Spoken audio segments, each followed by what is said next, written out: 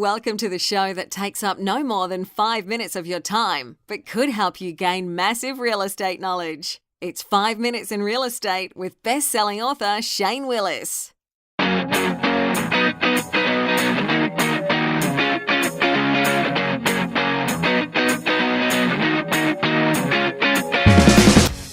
Hello, Shane Willis, Pensacola real estate expert, bringing you today's episode.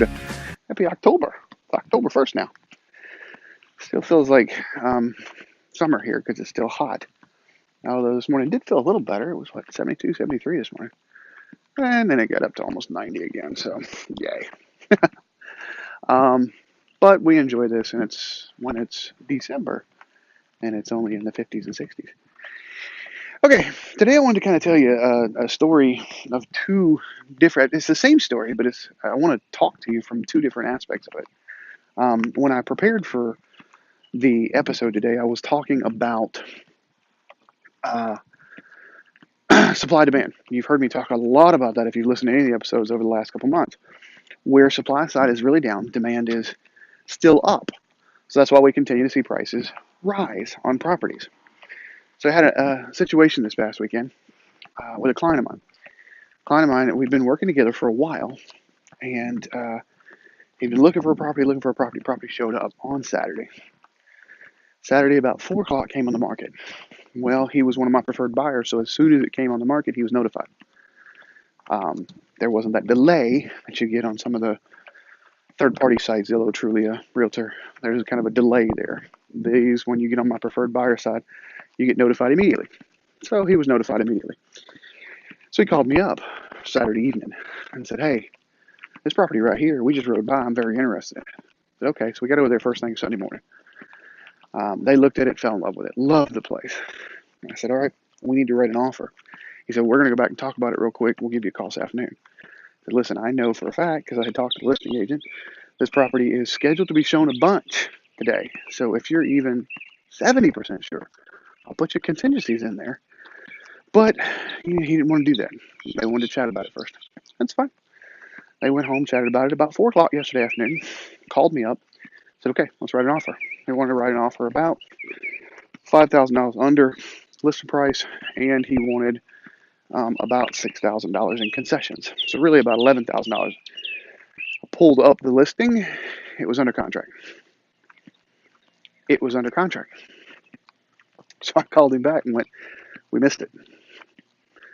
That's the type of market we're in right now as buyers. So from the buyer side of this transaction, they missed it. And when I talked to him, I originally said, "Hey, $5,000 under market, and you want, $6,000 in concessions. Why don't you just go $6,000 over what they're asking and get it back?" Because the property's been on the market 36 hours at this time. And I knew, because, again, I found out from the listing agent, that it was going to be shown 4, 5, 6 times. I know that price point. I know that area. I knew that was hot. The property did look really good. I think they underpriced it just slightly, which is a great marketing tactic in today's market, to generate stuff, and they did.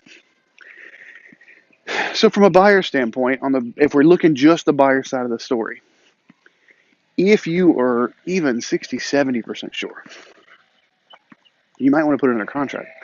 Again, you can have the contingencies. One of the contingencies is the home inspections are to your full satisfaction. So you have time to discuss things, and we can always withdraw it. But if you're 60, 70%, I would highly, highly suggest writing the offer, because we've got lack of inventory. Now, let's talk about this from the seller side, because I think the seller made a mistake.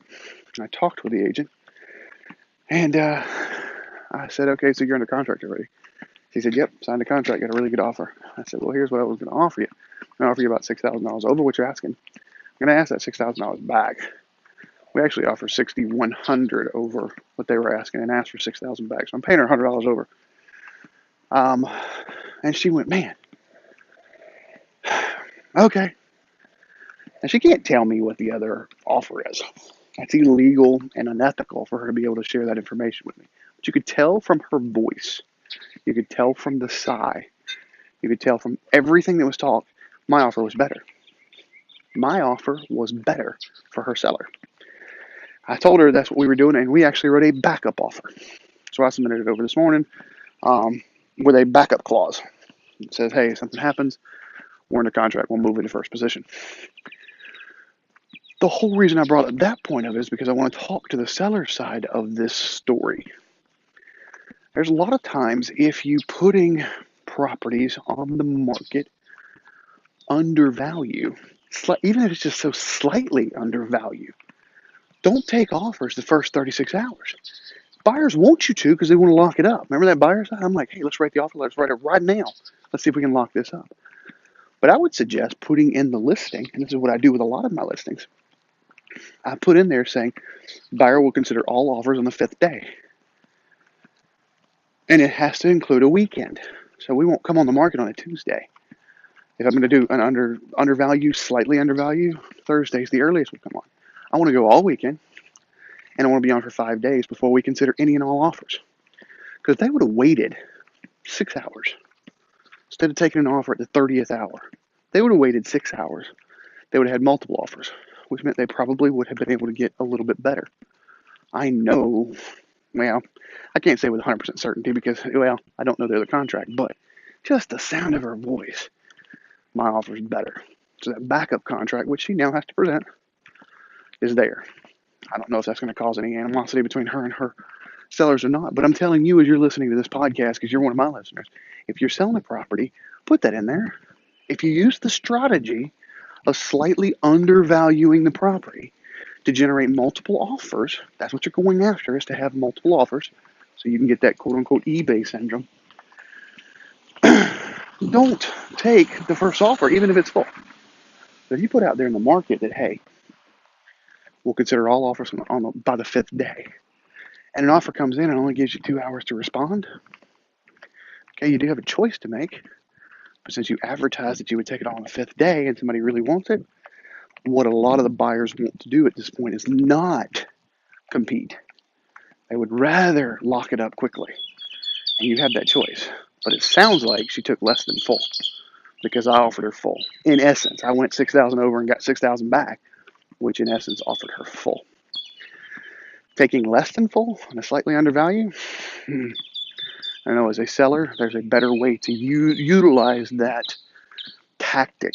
You've got to utilize all the aspects of it, though, not just one of the aspects. All right. So I have got in the notes, if you get over to shanewillis.com/podcasts and pull up this particular episode, you will see buyer demand and buyer supplies on the map for the entire country. And you will see where Florida demand is still high, even with rising rates. Rates rose to their highs this past week.